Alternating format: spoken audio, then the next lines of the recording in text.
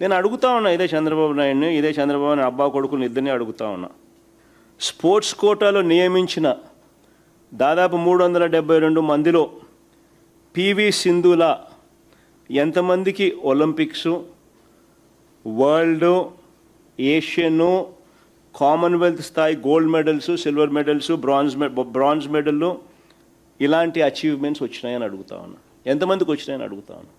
నిజంగా తన స్కామును కప్పిపుచ్చుకునేదానికి సింధు లాంటి వాళ్ళను ఎలా ఉపయోగించుకుంటాడు అబ్బా కొడుకులు అని చెప్పడానికి నిదర్శనం ఇది.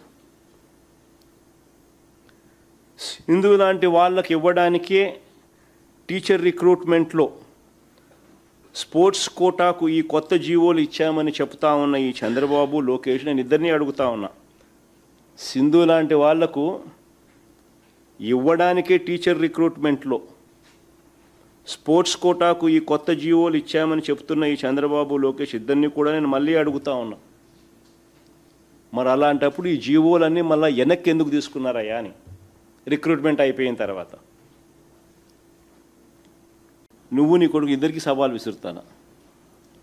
ఈ డిఎస్సి మా హయాంలో జరిగిన నువ్వు ఆరోపణలు చేస్తావు నా డిఎస్సి రెండు సిబిఐకి మేము రెడీ.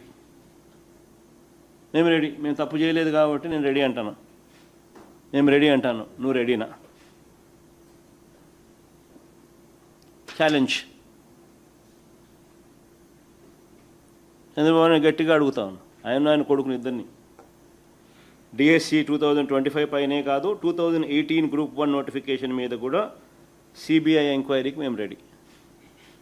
మేము తప్పు చేయలేదు కాబట్టి తలెత్తుకొని గట్టిగా అడుగుతున్నాం, నువ్వు రెడీనా అని అడుగుతాను. రెడీ అయితే వెంటనే లెటర్ రాసి